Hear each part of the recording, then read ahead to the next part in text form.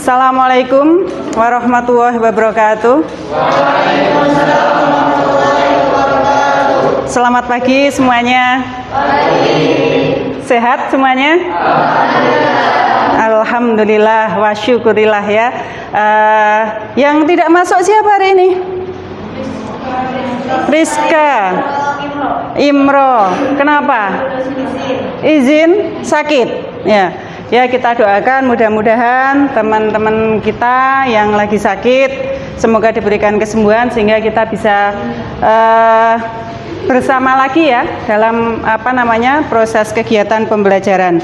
Nah, anak-anak, pembelajaran kita kali ini ya, nanti kita akan membahas mengenai masuk dan berkembangnya Islam di Indonesia ya. Jadi masuk dan berkembangnya Islam di Indonesia yang dalam sub materinya adalah jalur ya dan strategi awal masuknya Islam di Indonesia ya. Jadi apa sih yang akan kita ambil manfaatnya setelah kita mempelajari pokok bahasan kita hari ini ya kan? Tentunya nanti kalian akan mendapatkan manfaat ya, paling tidak akan memahami ya kan, akan mengetahui ya kan, akan bisa menganalisis ya, bisa menyimpulkan ya mengenai bagaimana sih ya caranya atau melalui apa sih ya Islam itu bisa masuk ke Indonesia. Nah, itu nanti yang akan manfaat yang akan kalian ambil ya dari pelajaran ini. Nah, terus kemudian tentunya materi ini adalah sesuatu yang tidak asing lagi buat kalian karena yang dulu ya di MTS pasti sudah mempelajari ini karena ada juga ya sub tema ini atau ada tema materi perkembangan Islam di Indonesia atau jalur masuknya Islam di Indonesia. Nah, baik, ada yang sudah tahu secara gambaran singkatnya ya proses masuknya itu seperti apa? Ada yang bisa menjawab? Lupa? Lupa? Itu waktu dulu di MTS. Saili? Bisa? Ingat nggak? Dulu jalur masuknya Islam ke Indonesia itu melalui apa? Perdagangan. Ya, Intan, bagus, betul ya. Jadi diantaranya adalah melalui perdagangan. Baik, Ibu akan menjelaskan secara singkat ya, secara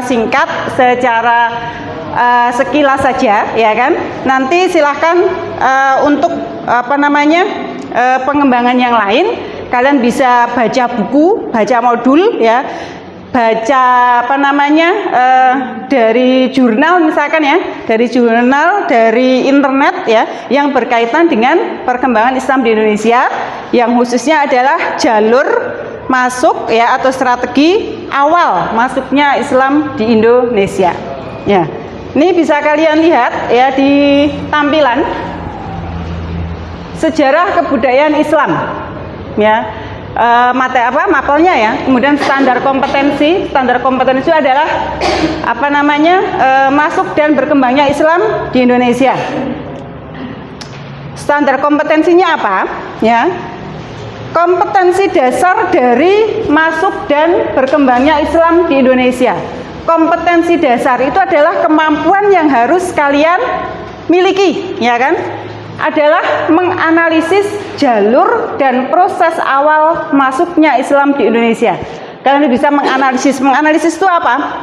Jadi proses menganalisis itu kan diawali dari membaca ya kan, dari membaca, menelaah, menganalisis yang kemudian nanti bisa pada tahap menyimpulkan ya, itu adalah menganalisis. Nah, kemudian kompetensi dasar yang kedua itu adalah pada tahap keterampilan ya, 4.1. 4.1 itu adalah keterampilan. Mohon maaf, bisa dibaca ya dari pojok, bisa dibaca ininya di layarnya di proyektor, bisa ya. Nah, yang 4.1 itu adalah kemampuan, keterampilan ya. itu membuat kerangka hasil analisis mengenai jalur dan proses awal masuknya Islam di Indonesia. Jadi kan membuat kerangka itu seperti peta konsep, ya. Peta konsep itu apa? Skema, ya kan? Skema masuknya itu awalnya dari mana, gitu kan? Terus dibawa oleh siapa, gitu kan?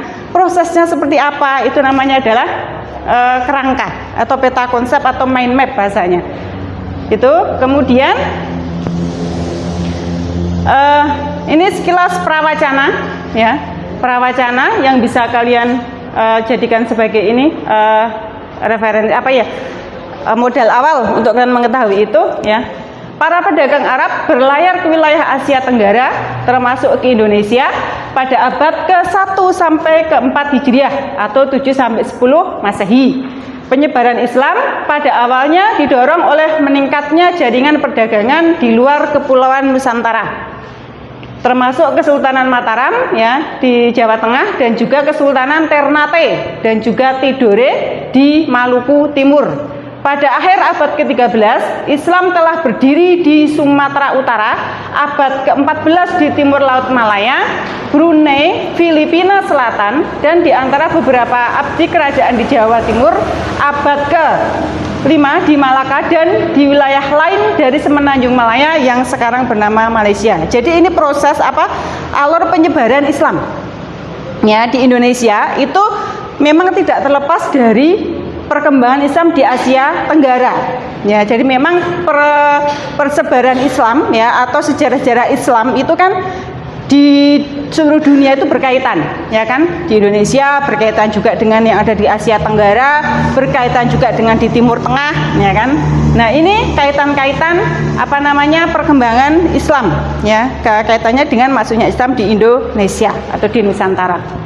Nah, terus kemudian masuknya Islam di Indonesia, ya. Agama Islam masuk ke Indonesia itu pertama kali pada abad pertama Hijriah, ya kan? Kira-kira kalau di Masehi itu ya abad ke-8, ya. Berapa abad yang lalu, kan? Sekarang abad berapa?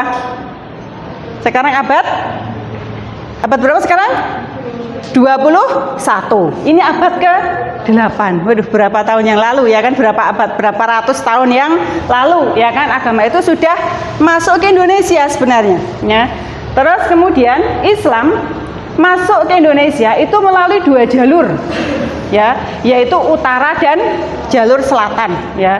Di sini Islam masuk ke Indonesia melalui 2 jalur, yaitu adalah jalur utara dengan rute Arab, ya, Mekah, kemudian dan Madinah, Damaskus, Baghdad, dan Gujarat, ya, pantai barat India, Sri Lanka, dan kemudian sampailah ke Indonesia. Itu dari jalur apa?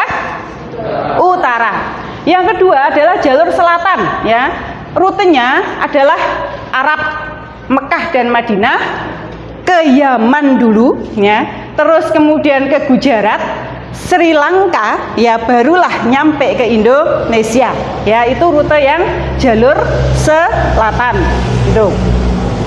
Terus kemudian faktor Islam itu mudah diterima di Indonesia, ya. Ada beberapa faktor.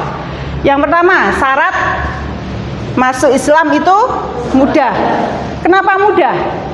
Karena syarat masuk Islam hanya dengan mengucapkan, membaca syahadat, ya kan? Kan murah berarti itu kan, mudah gitu kan. Terus ajaran Islam tidak mengenal kasta, ya kan? Orang tidak mengenal budak, tidak mengenal bangsawan, tidak mengenal pejabat. Kalau mereka mau memeluk agama Islam boleh. Dan di Islam itu ketika sudah masuk Islam tidak ada bedanya mana pejabat, mana presiden, mana raja, mana rakyat biasa, mana siswa-siswi MA Tahasus Al-Quran, gitu kan? Dan nggak ada bedanya. Ketika masuk Islam satu identitas, yaitu mereka adalah Muslim, ya. Terus yang kedua, ketiga, upacara-upacara keagamaan dalam ajaran Islam sangat sederhana dan tidak harus mengeluarkan banyak biaya.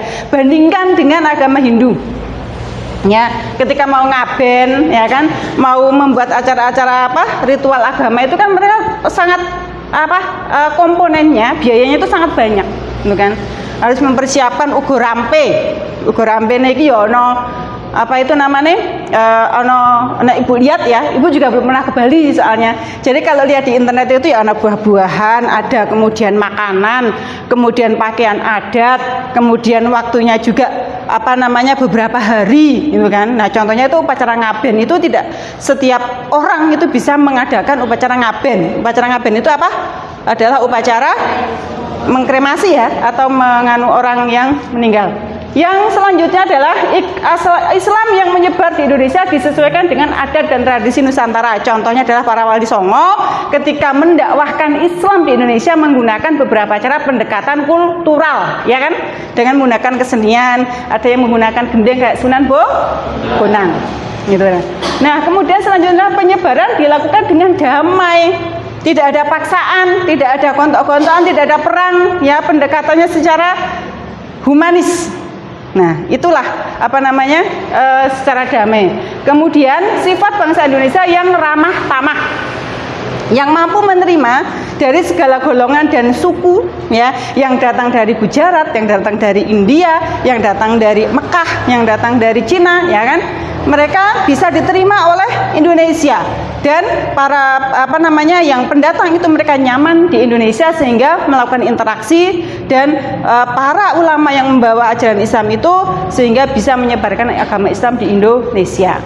Kemudian sifat runtuhnya kerajaan Majapahit. Kerajaan Majapahit itu notabene adalah kerajaan yang berbasis agama Hindu-Buddha, ya kan? Ya. Nah, itu kemudian membawa efek bagi Islam untuk mudah masuk ke Indonesia, gitu. Nah, kemudian semangat para penganut Islam untuk menyebarkan agama Islam, semangat dari para Muslim yang apa namanya ada prinsip dakwah itu adalah kewajiban setiap Muslim, gitu ya. Nah, terus kemudian teori masuknya Islam di Indonesia ada berapa?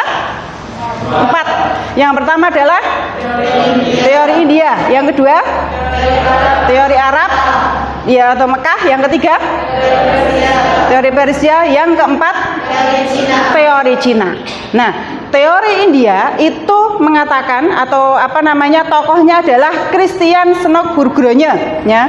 Christian Senok-Burgronya apa namanya yang mendukung teori India atau biasa juga disebut dengan teori Gujarat, ya. Teori Gujarat itu mengatakan bahwa Islam datang itu dari India.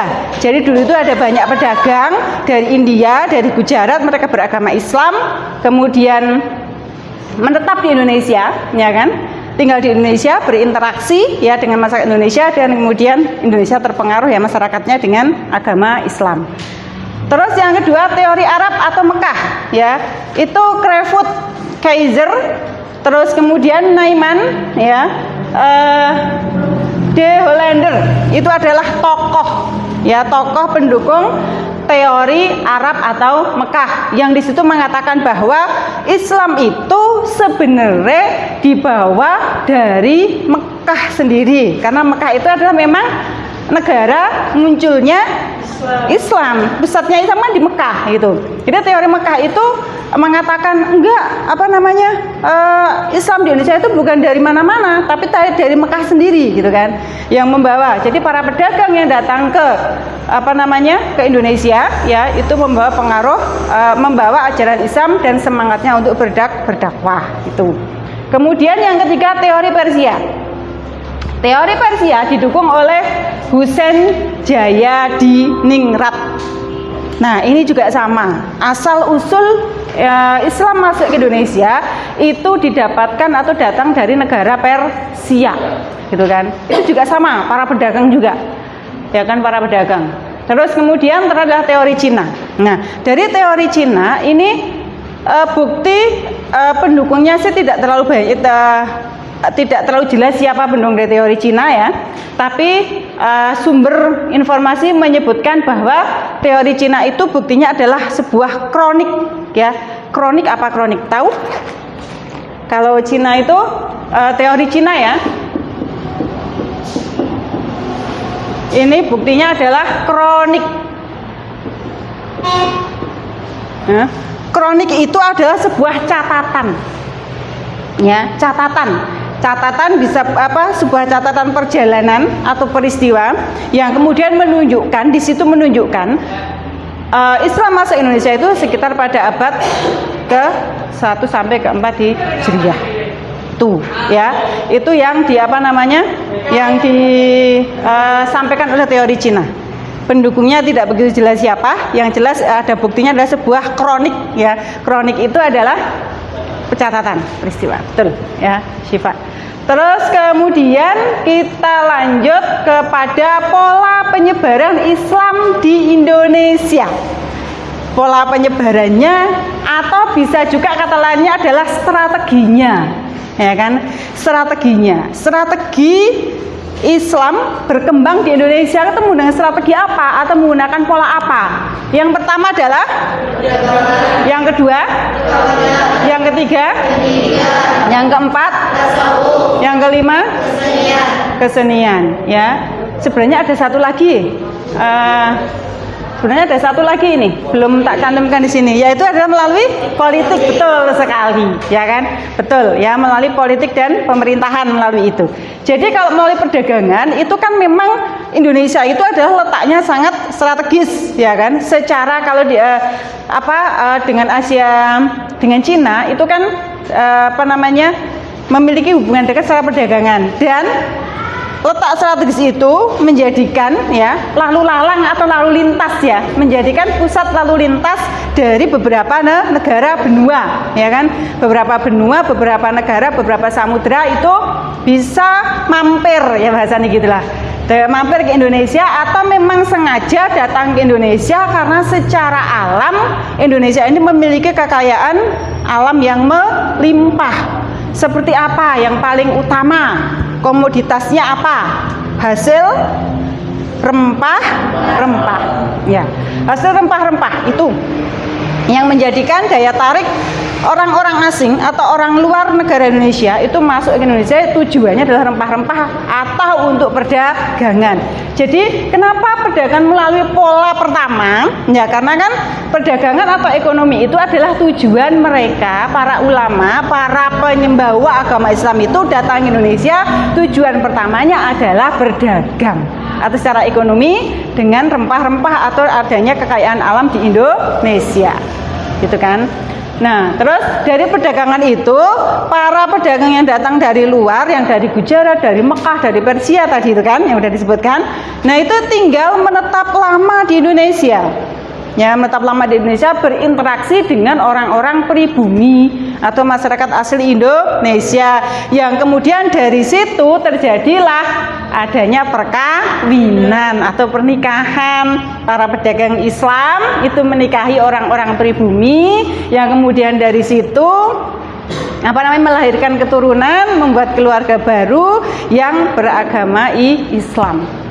Karena syarat utama ketika mau menikah dengan orang Islam adalah membaca syahadat, secara otomatis si perempuan itu dia harus masuk Islam, ya kan, dengan baca syahadat itu. Kemudian melahirkan keturunan yang beragama Islam juga itu melalui perkawinan.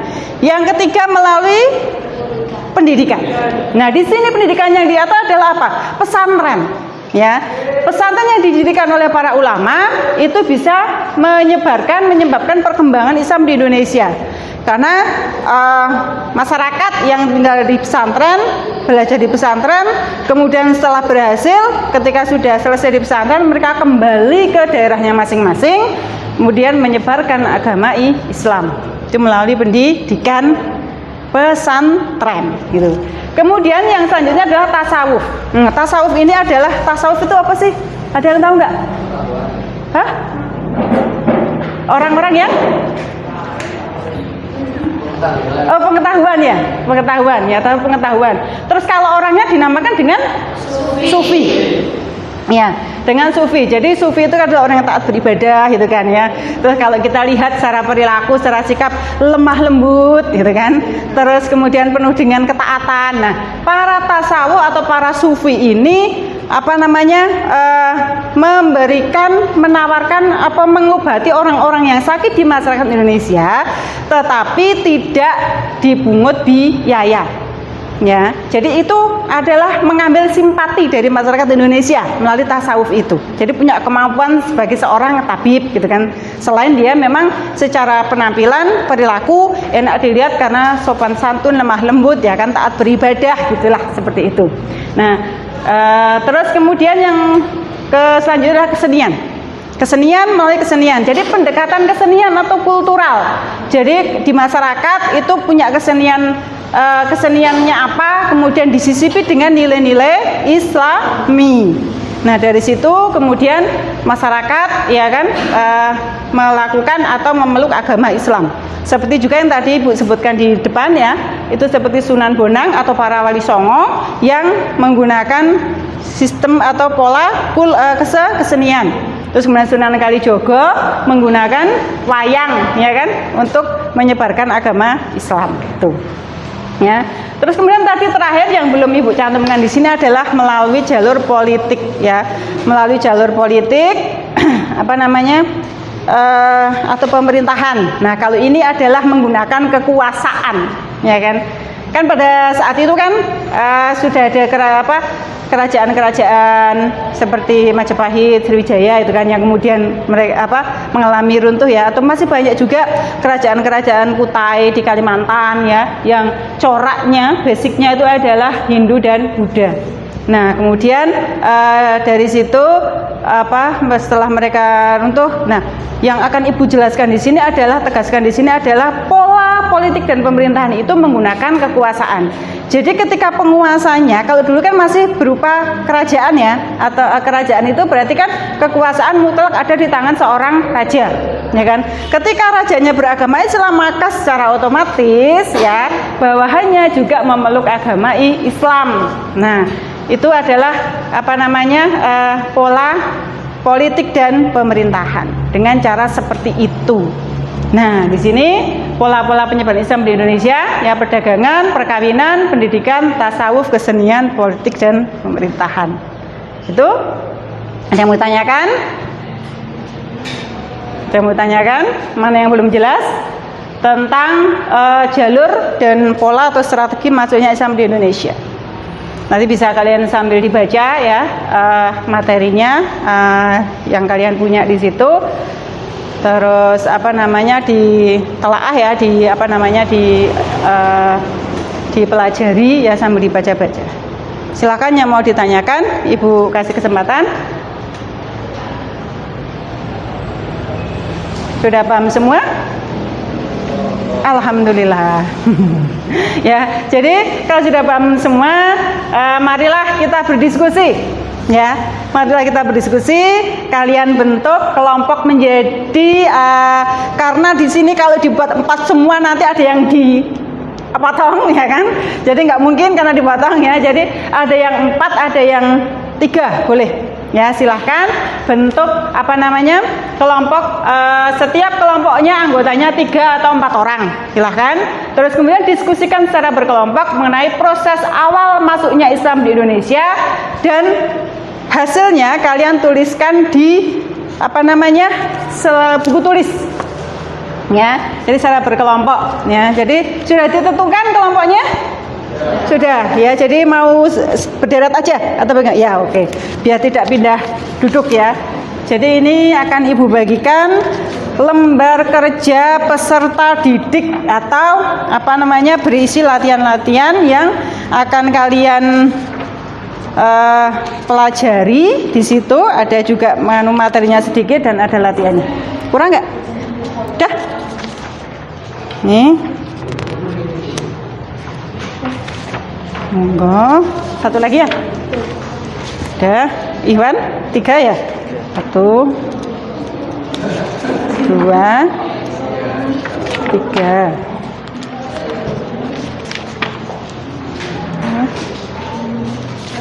2 3.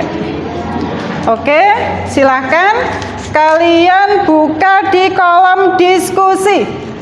Kolom diskusi itu di halaman kedua ya, di halaman kedua. Silahkan waktu kalian sekitar 10 menit ya untuk mengerjakan itu ya. Jadi kalian ambil materinya di materi di modul itu ya tadi ya, di materi ajar. Tuh silahkan.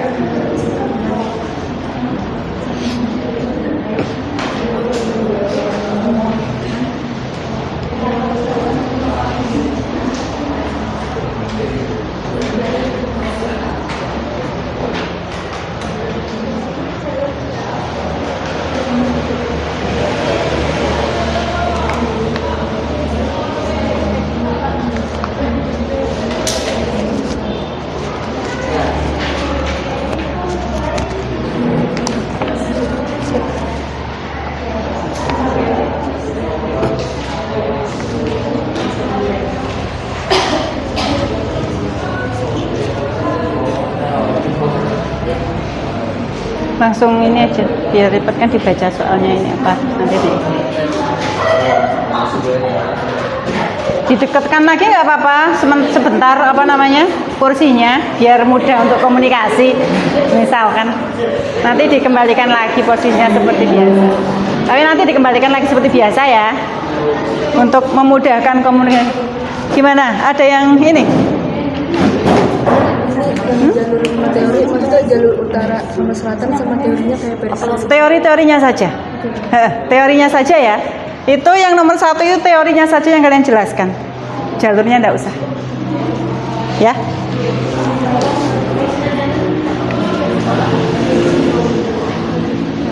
Yang kolom diskusi saja loh ya, yang di ini kan.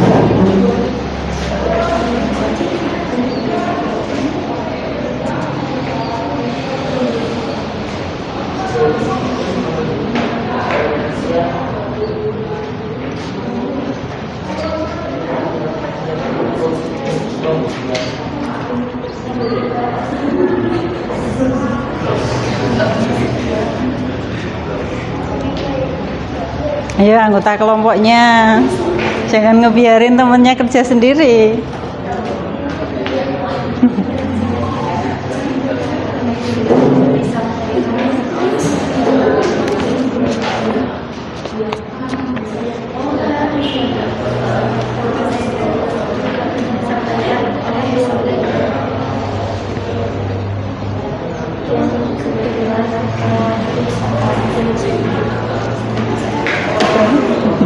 Yang dilihatin gambarnya doang. Bisa kan?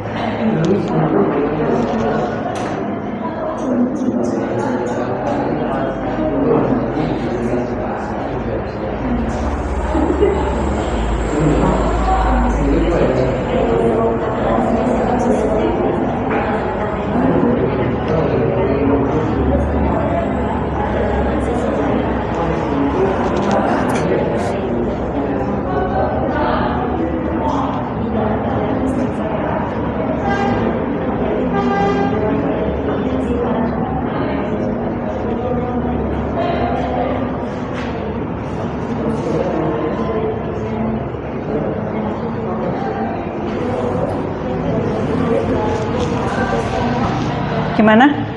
Udah selesai? Bentar lagi.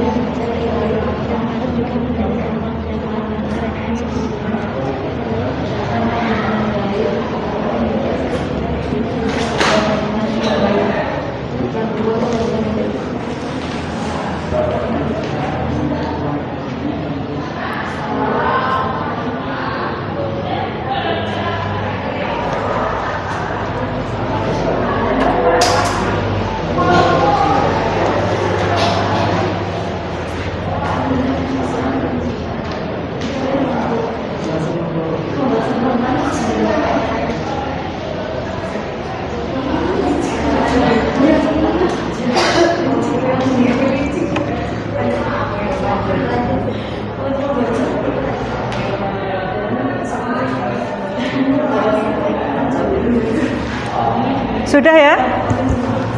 Sudah? Sini Ibu kumpulkan hasil diskusinya. Bu kumpulkan. Seadanya nggak apa-apa.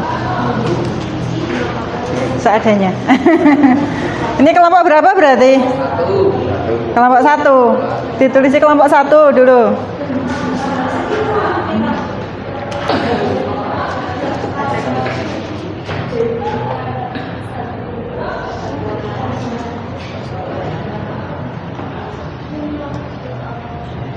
Seadanya, karena waktunya udah ini ya, sesuai dengan waktu. Ditulisnya kelompoknya, berarti sini kelompok 2. Berarti sini kelompok 2, situ kelompok 3, kelompok 4, kelompok 5.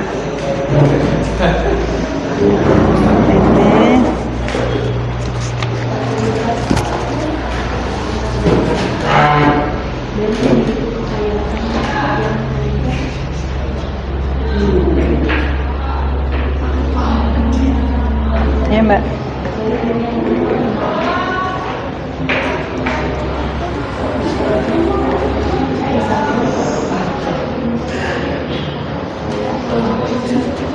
Tulisnya kelompoknya Mbak.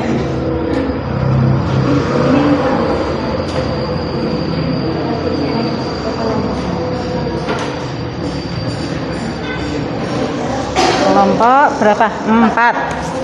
Kelompok 4. Kelompok 5 sudah? Bentar lagi.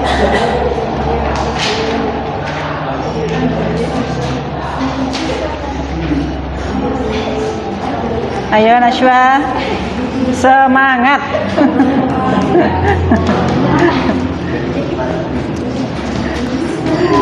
sini.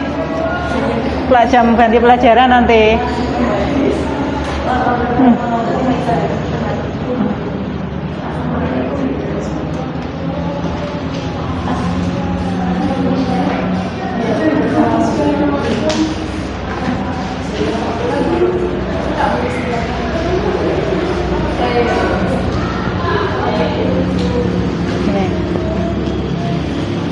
Satu lagi kelompok 5.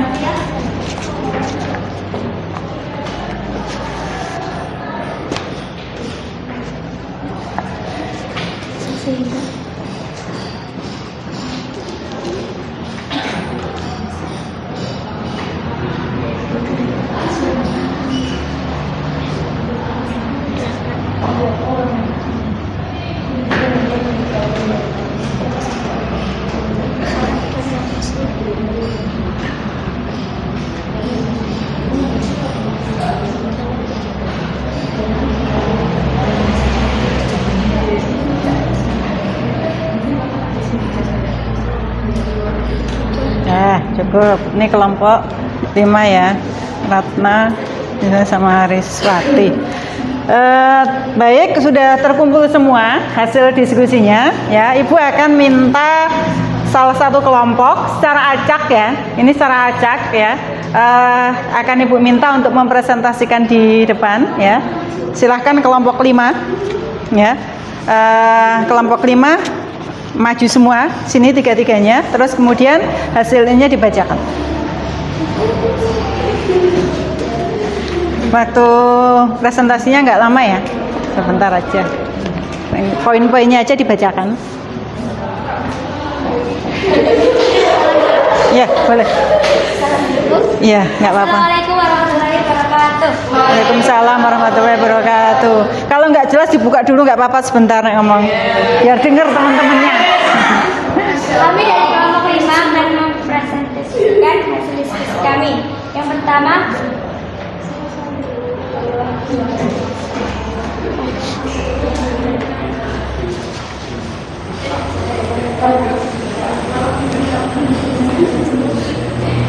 di antara jalur dan teori-teori masuknya Islam di Indonesia, manakah menurut kelompokmu yang paling sesuai dengan keadaan Islam di Indonesia sekarang?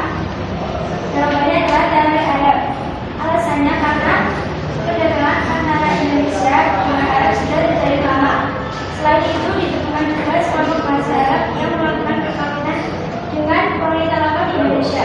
Ada juga sufi yang datang dari Arab menyebarkan agama Islam di Indonesia melalui syair dan mendirikan beberapa pondok pesantren.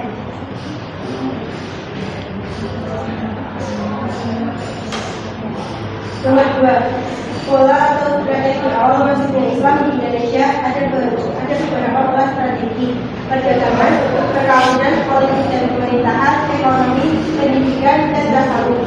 Menurut kelompok kalian, pola strategi apa yang paling efektif? Jawabannya, pola strategi perdagangan. Alasannya karena Indonesia memiliki letak wilayah yang strategis sehingga memudahkan para pedagang muslim dalam berdakwah. Begitu? Ya, tutup. Sekian dari kami. Wassalamualaikum warahmatullahi wabarakatuh. Waalaikumsalam warahmatullahi wabarakatuh. Kita kasih aplaus untuk teman kita dari kelompok 5 ya. Ya. Terima kasih ya atas apa yang sudah kalian lakukan. Kalian sudah berdiskusi dengan baik ya untuk menentukan jalur teori yang paling sesuai dengan keadaan perkembangan Islam di Indonesia sekarang. Kemudian juga dengan cara yang paling efektif ya atau strategi paling efektif di Indonesia itu kalian sudah bisa menentukan ya. Jadi pola strategi perdagangan itu juga menjadi hal yang efektif juga ya. Karena dengan letak strategis seperti yang disampaikan oleh kelompok 5 tadi ya, yang kelompok 5 tadi anggotanya adalah si Riswati, si Rahwa dan Ratna ya. Itu sudah Bagus sekali, ini sudah mewakili teman-teman yang lain, kelompok-kelompok yang lain ya.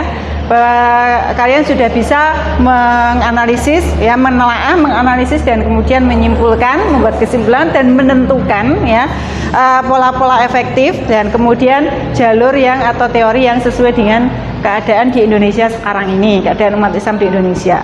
Nah, dari semua itu maka coba kalian sebutkan ya. Kalian sebutkan ya teori-teori apa saja yang yang menyampaikan ya teori masuknya Islam di Indonesia. Coba siapa tunjuk jari untuk menyebutkan teori-teori masuknya Islam di Indonesia. Yuk, tunjuk jari.